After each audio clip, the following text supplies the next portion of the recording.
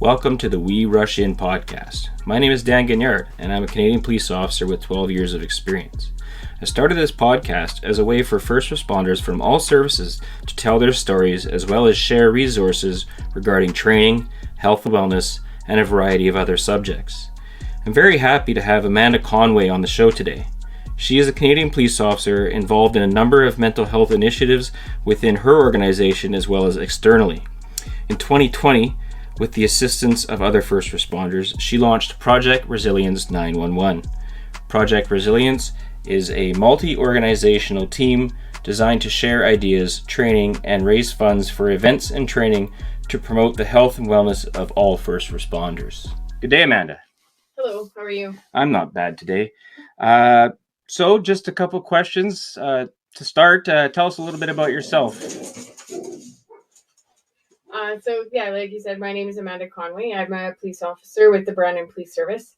I've been with Brandon Police Service for 6 years. Prior to that, I have a background in social work where I did have some pretty extensive experience in criminal justice as well as crisis services. I had some experience there, and I have a degree from the University of Manitoba in social work. So most of my career has been on patrol, responding to calls.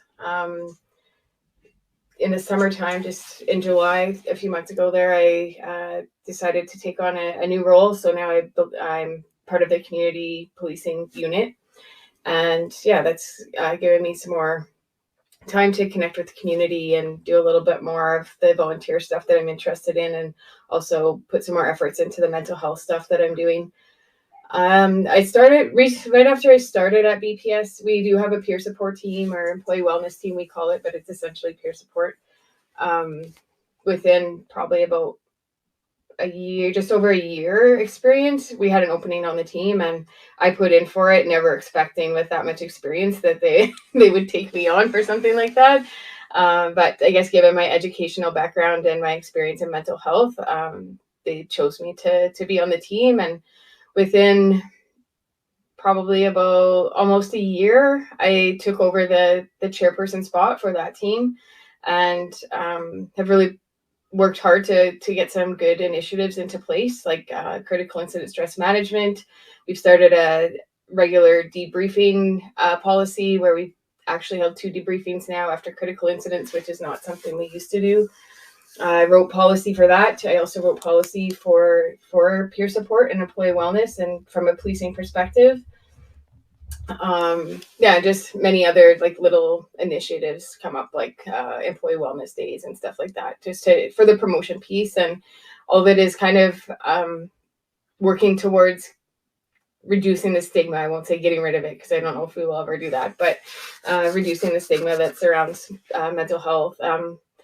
Then with the program that we had established at Brandon Police Service, I was contacted by Brandon Correctional Center and Brandon Fire and Emergency Services. They wanted to start up their own peer support groups and wanted to know where to start and how to get that ball rolling. So they wanted to attend our meetings at BPS, which we did entertain. Actually, I had someone from our dispatch too. So our E911 also contacted me because they wanted to start up a peer support group. So they wanted to attend our meetings, but I thought that's not really the most ideal way to do it. And as much as we have support, and Brandon Police Service has been really supportive of mental health and recognizing the need for it, budget is always a restraint, right? In every aspect of every world, I think. But so I thought, why don't I start something kind of outside that involves all agencies, not just ours, where we can all kind of work together. Ideally put our budgets together and be able to come up with better training programs and educational opportunities to really get our peer support people trained well. I know if you know Dr. Nick Carlton at all, he talks about how good peer support teams can be, but they're only as good as the education and the resources that they're provided. So, I approached my friend Annalisa Day Thomas, who was our CMP at the time. She just retired this summer, but pitched the idea to her about starting up a multi-agency volunteer team that included all of the agencies in the area. and she was game. So we started Project Resilience 911, and our first big event was a run and bike event. We've had two now, but this one was not this past year, but the year before in the fall. And yeah, just the recognition that if we all work together, that we can do way more, and we can be way more effective and meet our goals a lot easier that way. And also, I can bring my experience that I have to the table, and I can share that with the other resources and brand, or the other first responders in Brandon and area. Like, we have rivers, we have Manitoba First Nations, as you know. Mm-hmm. I bring the resources that I have and the knowledge that I have to those other organizations that are just getting off the ground, where we're pretty well established at BPS. So Right. Yeah, so Annalisa and I kind of went about getting Project Resilience off the ground, and she left me this past summer, but we've carried on, and I have representatives from, because I was mentioning, all over. I have Brandon Fire and Emergency Services. I have even a nurse from the hospital emergency department. I like to also make sure that we include frontline. We also have military, because sometimes when you look at first responders, 911, it becomes like fire, paramedic, fire, or police. Right. So we also do include correctional services, and we do include nurses at the hospital. Excellent. Yeah. I would never turn anyone away, like, as long as you have some affiliation to frontline or first responder. Right. Experience, then and I think the ties between even nursing and things like that, like they see all the same things that we do, just in a different way, right? Same with the military. They're, I guess, the things they see are acute. They happen a lot of the time during a deployment, but then they still have to deal with the same things that we deal with mentally afterwards, right? Whereas, I guess, one term I heard coined for police versus military is police is like a peacetime soldier, whereas we're always in it for your entire career, where they're in and out.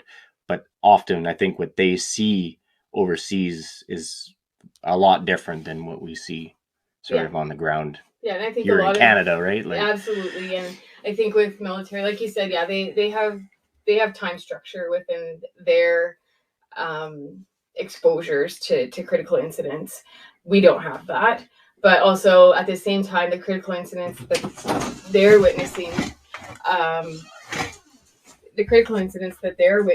are also, so the critical incidents that military personnel are witnessing, or for some of the part anyway, is they can personally relate to.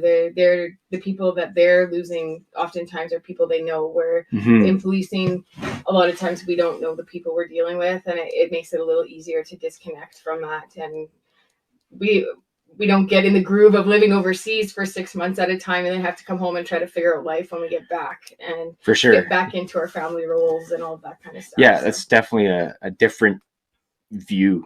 Right. I never even thought about it that way, but yeah, the people we see hurt or injured or otherwise, they're generally not that attached to us. We might know them as community members if we police the same area for a long time, but we don't know them on a level where they're like a brotherhood, like they're the member of that service that you're part of. Right. So that's a huge deal. I think you can even correlate it to the fact that, I know your experience in policing, my experience, if you deal with someone, I know there's been two little redhead kids with freckles that I've dealt with. My son was a redhead. He's 21 now, but when he was little, he was a redhead with freckles. And as soon as you start, you can definitely make that connection to your personal life. And when that happens, it's harder to cope with and harder to disconnect. 100%. I can agree with that 100%. I've had incidences where people that I've dealt with, or kids in trauma that I've dealt with, looked exactly like my kids at the time. And it just hit home harder. Or even just kids in general. Kids in general, but kids are always harder, and especially once you become a parent, dealing with traumatic events involving children just seems to hit harder. It's definitely a little more to deal with, for sure. And I think a lot of people would agree with that. Just to go back to the debriefing, you mentioned that something not normally done is having 2 debriefs per an incident. We've actually, I was just curious if this was something new that you're trying out that you heard is a good, better way to do debriefs, or? No, so we only hold one single debrief, but since we've initiated the practice, we've had 2 different critical incidences. So I see. I misunderstood that. Okay. No, I understand. Yeah, okay. That makes sense. We've held 2 separate for an MBC fatality, and also another one for a suicide that was a younger youth male. So okay, we've done that twice now. All right, and it proved effective both times. I think the feedback was good. There was not any negative feedback, so I guess that's a positive thing in the policing world. Yeah, for sure. If you don't have anything negative coming back, I mean, we're all, a lot of us anyway, are that type A personality, right? So we're pretty quick to voice our opinions. So if there was something negative to be said, we'd probably hear about it. Yeah. But anyway, I guess we can move on to a few more questions. Obviously, you have an extensive background in mental health work, social work, things like that. Mm-hmm. What led you from being a social worker into policing? Like, did you decide to take a more active role because maybe social work wasn't forward enough or active enough? There's a few reasons. I found definitely, and this is something I've known about myself since almost day one, is I'm not good at sitting at a desk. So a lot of the positions I held when I was a social worker, I was sitting at a desk for 8 hours a day. And the work was okay. I didn't mind it, but I need to be out. I need to be active. The other thing that it was kind of getting to me was also being in the reactive side of things. Like, policing, a lot of it is reactive too, but not at the same level where you're working with the same people all the time, telling them to go to school, telling them to get a job, telling them to make their appointments for addictions counseling. Like, I was just kind of getting frustrated, I guess, with the whole thing and trying to make people into something that they weren't. And I was really invested in my role there, and I found it quite disappointing when people didn't follow through. They ended up back in jail and stuff like that. Whereas in the policing world, yes, we have the opportunity, and now I'm in community, so I do a lot more of the preventative work.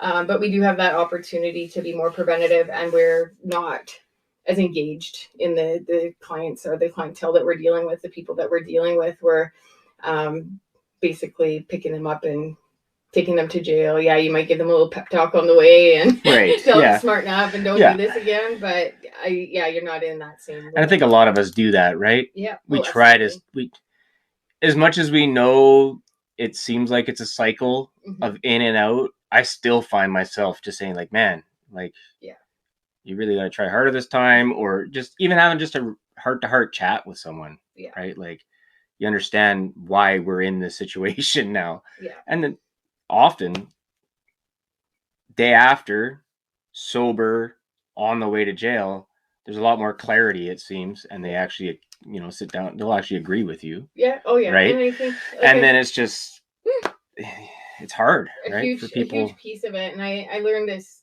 very clearly when I was working on probation. My caseload was typically, probably like 98% youth. I had all of the very high risk youth to reoffend. So I had a huge caseload of youth, and you'd meet with them in custody when they're getting close to getting out, and you'd have these talks with them, and you'd talk about the plan when they get out, and they're all gung-ho, they got a plan in place, and they want to go to school, they're going to get a job, they're going to do everything right, and that the courts are asking them to do, and they're going to do better this time, and they go back to the same environment, and it's the same dysfunction, it's the same people, it's the same stuff that's going on, and eventually it just becomes too hard to be able to upkeep the positive lifestyle within a negative environment. So I would agree that the environment is definitely what, if you go back to that same environment, you're it's almost impossible to get beyond it, right? You got to remove yourself from that environment somehow.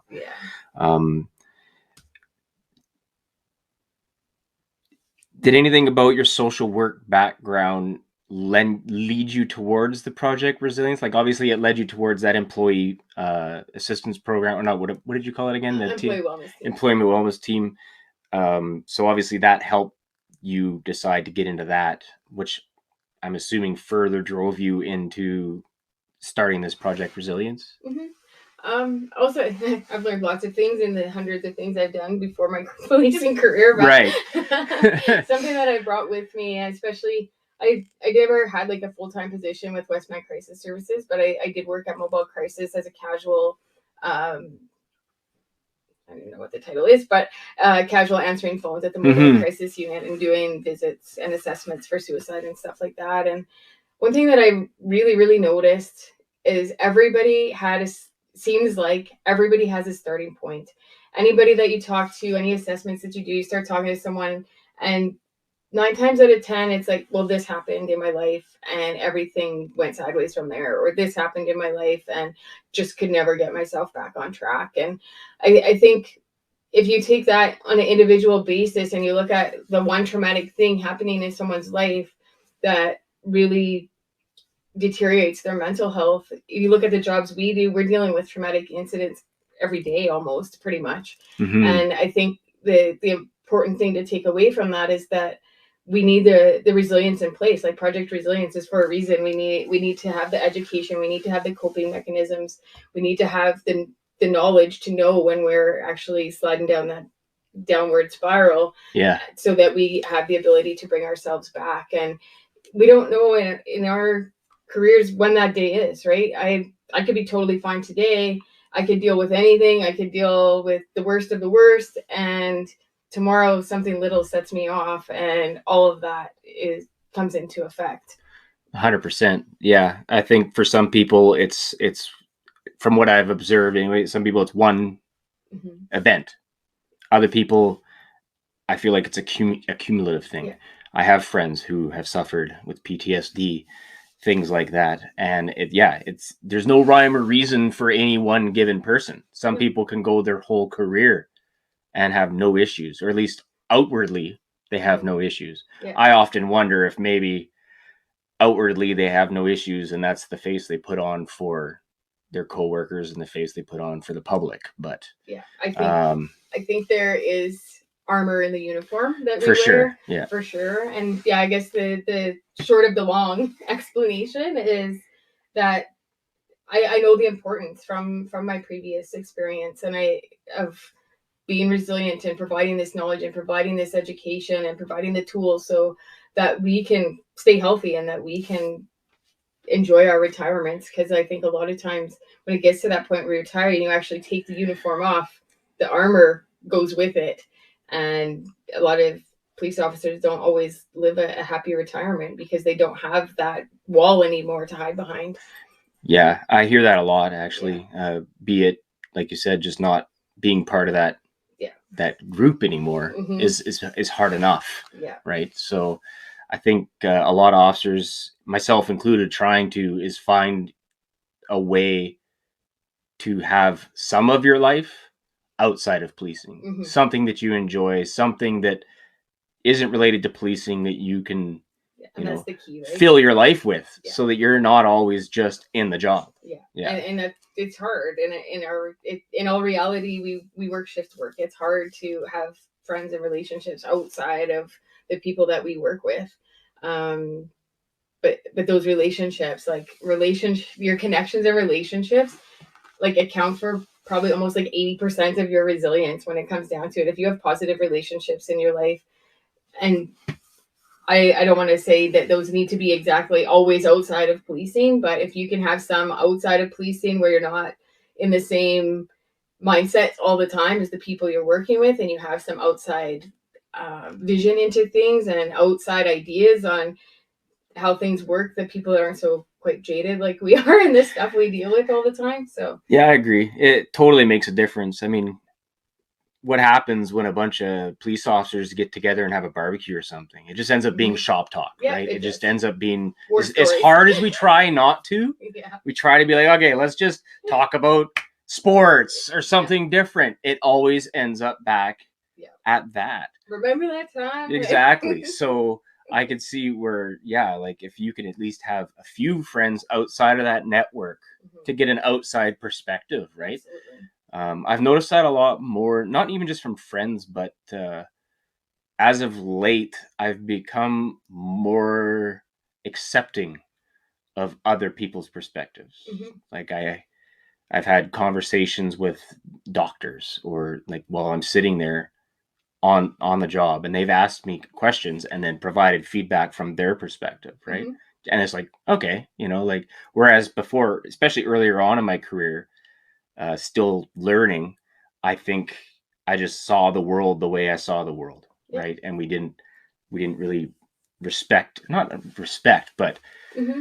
it was more of a viewing Black and it like white. that person doesn't understand Mm-hmm. my perspective or the world that I'm in, so their opinion is their opinion. It doesn't actually line up with what I'm dealing with. But now I think as you go on, you're able to recognize that not everybody's going to see everything the way you do, right? Yeah, Like that's and I think that the way you do look at things and the way you were explaining it to me is valid in some aspects, because with the social media the way it is, to protect ourselves, we have to you don't know my job, you've never done my job, so your opinion doesn't matter to me.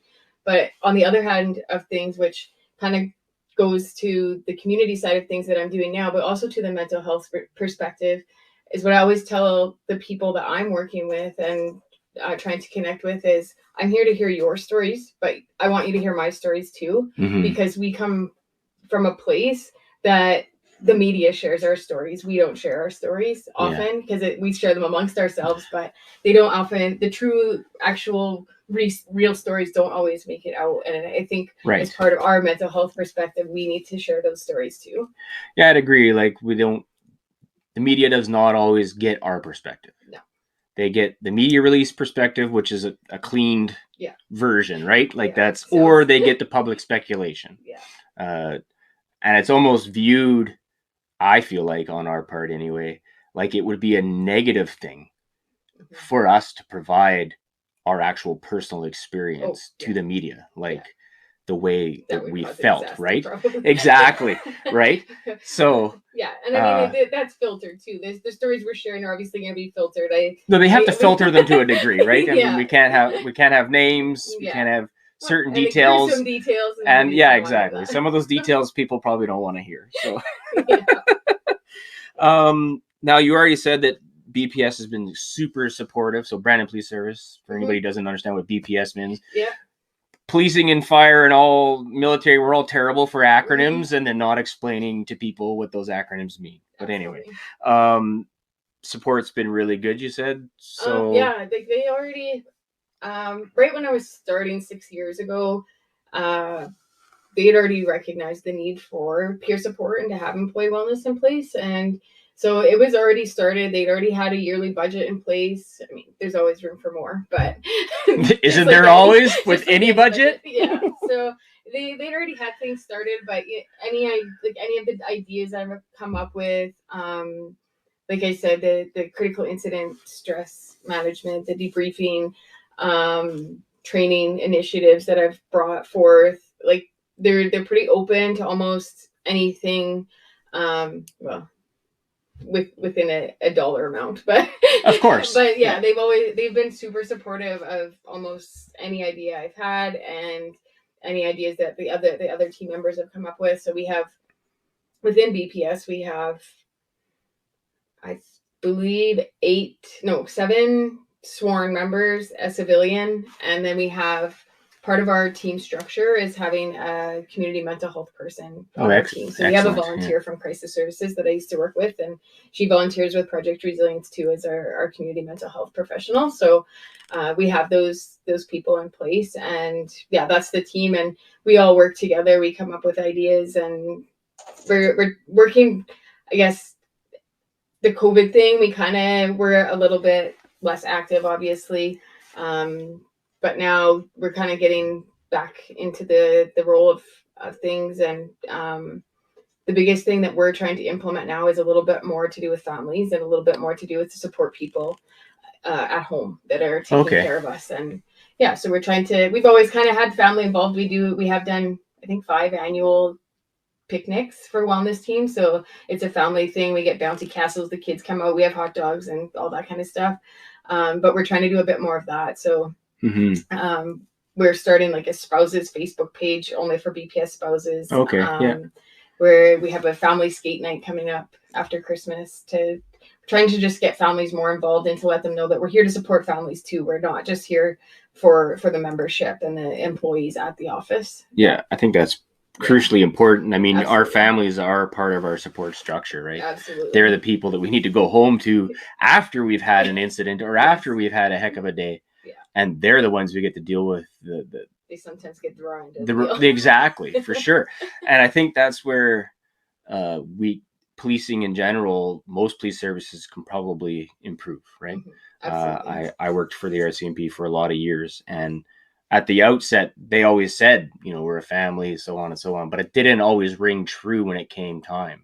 And I know they're making improvements every year, but I mean, this was 12 years ago. Probably a family within the membership too, right? When we say the word family, we mean all of it, but they also try to make it clear that our family was important as well, because they were a support system. But I think what happened is they believed in that, but not everybody on the ground who then had to actually implement any of that was always on board with it. And I think that culture is changing, though, even within a large organization like the RCMP. I think slowly but surely the old mentality is being being pushed out very very slowly and surely, but we're working on it. We're in a weird dynamic right now, and I tell this to a lot of people, where we have the new recruits coming in that they've been exposed to mental health education and training and awareness their whole entire lives, right? We have the other members at the end of it that are on their way out the door, and they're part of the boys club, and they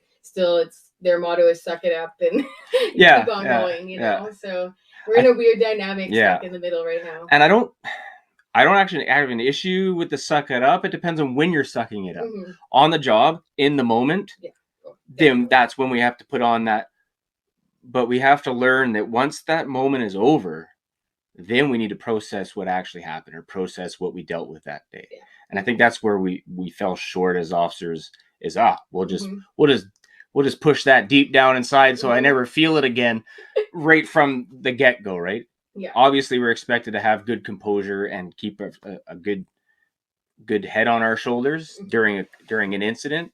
But I think we need to learn, more people need to learn to then switch gears afterwards and actually process what happened. You're absolutely correct. And that is something too that I've been working on personally for myself, but also I hear it in a lot of people that you start to disconnect from everything, right? Anything that has emotional significance to you just becomes a disconnection, and eventually you're really not feeling a lot of the things that you should be. So it's just working on that body mind connection, because we lose that somewhere.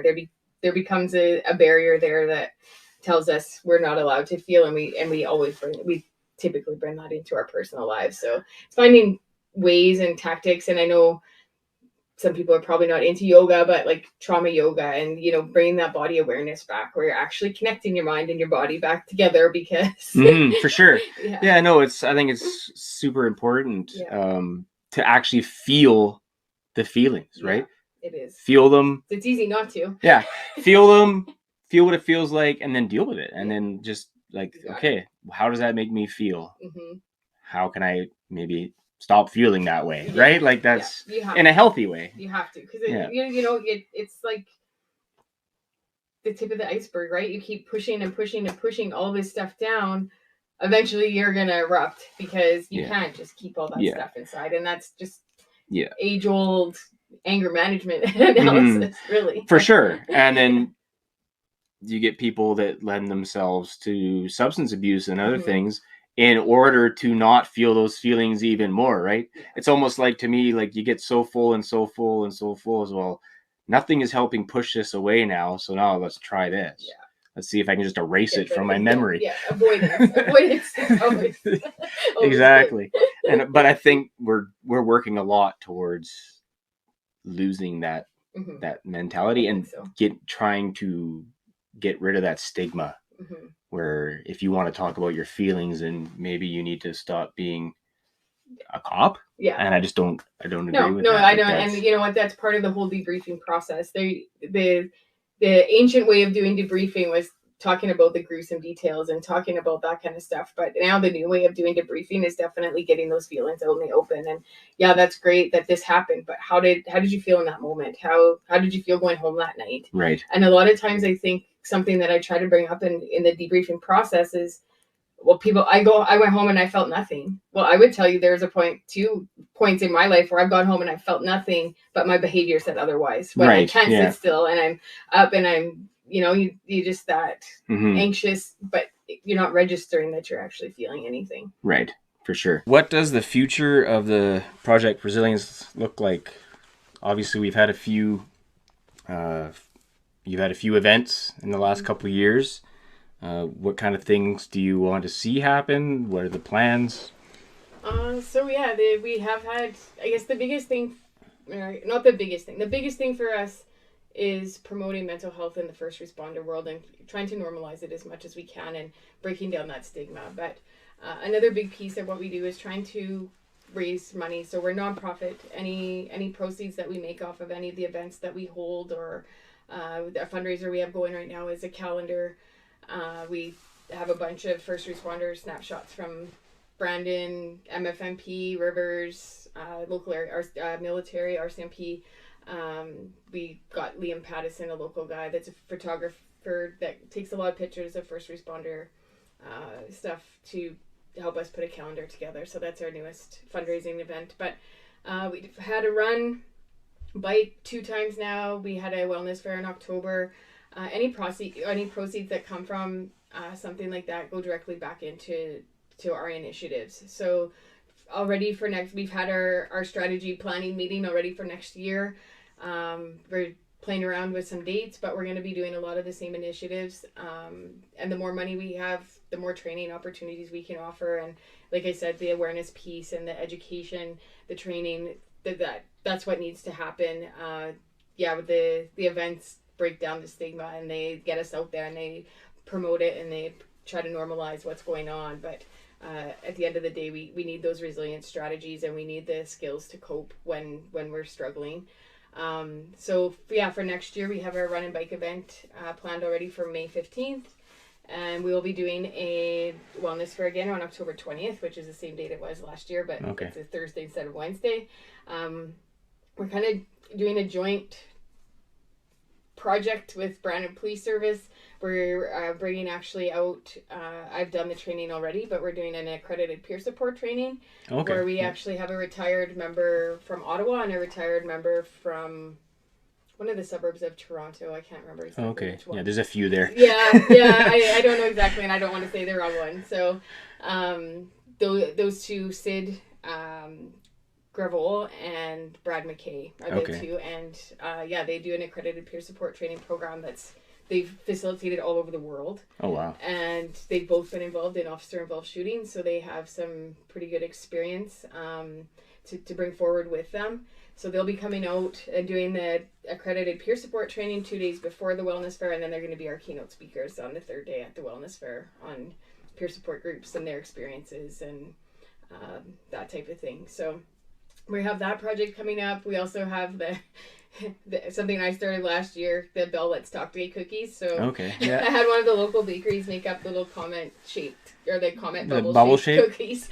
And awesome. So the team is using some of the proceeds that we've got from other things to supply so many cookies to each organization to just promote mental health and the Bell Let's Talk Day. And we also have a Facebook page, so through that we connect. I share some stuff. I've done some when I'm not in university, and this summer when I have time on my hands, I take some of the inserts out of the book by Dr. Gil Martin, Emotional Survival for Law Enforcement. Yes, I've read that book. Yes. So I've read it, and there's some really valuable information in there, but I try to break it down into pieces so that people can read a Facebook post instead of reading a whole book, because people are liable not to read the book.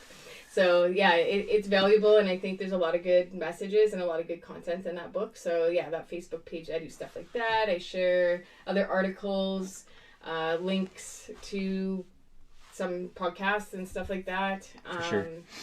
Through that, and then we connect, and also families can join that page, so we can connect with families and first responders through that page.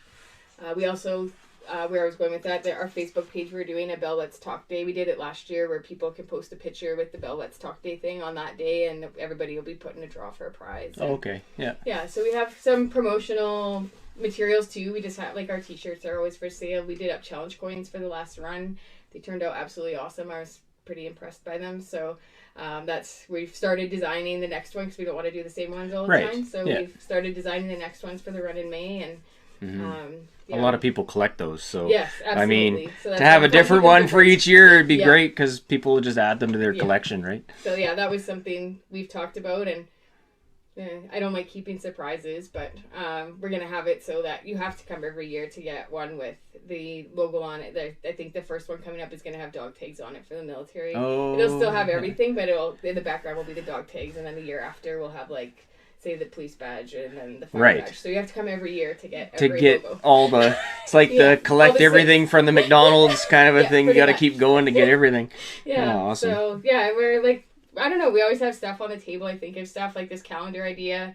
I honestly just thought of it in like October, end of September maybe, and like called up Liam, or I messaged Liam, and I'm like, hey, do you think this is something we can pull off? And he was all game to help us do it. So I don't know. My brain never shuts off really. So but we can do, that's probably fine for this. Sometimes it's hard to come up with fundraising ideas, right? Yeah, and unique ones that people want to support, right? For sure, yeah. So I mean, nothing wrong with that. Yeah, definitely. The training, the peer support training, it's the biggest one that we have coming, and like I said, we're kind of working in conjunction with BPS on that one and Project Resilience. So, and I know some other agencies have expressed interest in jumping on board with that too. And we will also have a course coming up in January that's going to be just like a extended version of the debriefing. Like, so you do the critical incident stress management course, and then there's a debriefing course. So I've worked with a local social worker. Her name is Nari Abernathy. Okay. She's been working with critical incident debriefing since like the early 90s, and she's written some of the courses previous courses. And so I worked with her, and we've actually developed a course where she's going to facilitate the majority of it, but I'm also going to take some of those ideas and some of those concepts from the Dr. Gil Martin book and talk about it as it applies to policing and how, I guess, our mental health is affected and how we bring that to the table too. So it's going to be a debriefing course, but it's going to have a different spin on it than what you would take through like the Office of the Fire Commissioner. Gotcha. Yeah. So just a little bit more. Yeah. I guess the last question, I don't know if many people know about it, but the regional CISM group. Yes. What does CISM stand for? Do you know what the acronym means? Oh yeah, it's Critical Incident Stress Management. Okay. So really the CISM piece of it is the knowledge behind it. So the piece that we're actually doing and we're able to facilitate is the debriefing side of things. Okay. So like I said, historically debriefing was about sit down and let's tell the war story. Let's talk about the most gruesome details. But there's been research done that really didn't find that approach effective. So now it happens. You talk about obviously what bothered you and what was there and how it presented and what happened. But you're also the core of it is talking about your feelings and how you felt in the moment. And so that's the debriefing side of things. We have, like I said, Nari Abernathy. She's and also Lindsay Jensen. She's our community mental health worker that's on both of our teams. Mm-hmm. She's also experienced in debriefing. So between those two, they volunteer their time. We don't pay them. They are able to facilitate debriefing. So if something happened, say there was an incident with Manitoba First Nations police that was something that, especially the biggest thing, right, is an injury to an officer. So say something that happens. I would make contacts. I have a contact within MFNP already, but I would definitely make that contact and say, hey, we have this. Do you want us to come out and we can facilitate a debriefing, or we can come just hang out and be there for peer support, and we're fine either way. But we want to be there to help people, because that's one of the reasons too why there's so much value in this multi-organizational team, is because I understand and I acknowledge the fact that if one of our members got hurt at our police service, we're all small services in this area. Yeah. And even for fire or at the jail, everybody knows everybody. So if one of us gets injured or, God forbid, hopefully not ever, but killed, we can call on the other agencies at the table to come in and be a supportive role to us, whether it is for a debriefing process or whether it is just to show up and be there, because that's half the battle, right? You just need those people there when something like that happens. You just want company for sure to be there with you. So. Absolutely. Sometimes that's all you need, right? Yeah, you might not want a formal debrief, but just having people around. Yeah, you know what? We'll bring food. We always bring food. Yeah, food just seems to fix everything. It just makes everybody happy. Yeah. So yeah, and just to hang out, whether like if people need to talk, we can talk. And Nari and Lindsay definitely have the clinical experience. I have previous clinical experience, but I've kind of put up a barrier to that because I don't want the two to mix. I don't. Yes, I'll use my skills and my knowledge and my education and whatnot, but I don't want to mix. I don't want to muddy the waters with the clinical side of things into the policing side of things. Yeah, no, I think it's good to keep it especially all with my own members. I know at one point we kind of talked about if we ever had to do like a suicide assessment. Well, I could be the initial contact for that. I've done that before. I know how to do that. And then it came a point where I'm like, I'm not doing that because I don't want to be any way feel responsible for something. Right. It just is easy for that person to be referred to someone else who... I'll support them. I'll be there. 100%. 100%. As far as coming down to the paper where I decide whether you need an assessment or not, I'm not doing that. And that's totally understandable for sure. That's not something that we want to we don't introduce into our lives when we have to start doing that to our fellow officers for sure. So, no, that's kind of where we're headed. And the team is available if something comes up that I'm not aware of. Definitely, we have brochures with my contact information. If you call BPS and ask for me, they'll know. They'll at least tell you how to get a hold of me. And if it's emergent, then they'll find a way to get a hold of me. But we're here to support anybody. And for sure, sounds like a lot of great things. Are happening, and it's only going to get better, right? Absolutely. So I mean, I think this is super important. I'm glad to see that that's the way things are going in the first responder world. Me too. Because it's been a long time coming, I think. So I think so. It's good to see. We're all getting on board with it now. I think Ontario definitely has some really good initiatives in place. They have boots on the ground and all that. I've been to a conference out there. Well, one in person. The last two have been virtual because of COVID. Right. Yeah. The critical incident stress Congress out there is absolutely amazing. I've met so many great people, came up with so many great ideas that I brought back to our service by attending that, and I hopefully will be able to go this year, COVID pending, but excellent. Things are looking up. That's great. Yeah, so and we're really bringing that across Canada, and I think a lot of agencies are getting on the same idea and on the same wavelength that we are, and you see it. Awesome. Across, that's good. So. I want to thank you for your time today. I really wanted to sort of highlight mainly just Project Resilience. I think it's great. I was really pleased to hear about it being in existence, I guess, when I moved here and started working here. So I just really wanted to give you an opportunity to tell us about it. Yeah, so I'm always willing to talk about it. Awesome. Well, have a great day. Awesome. Thank you.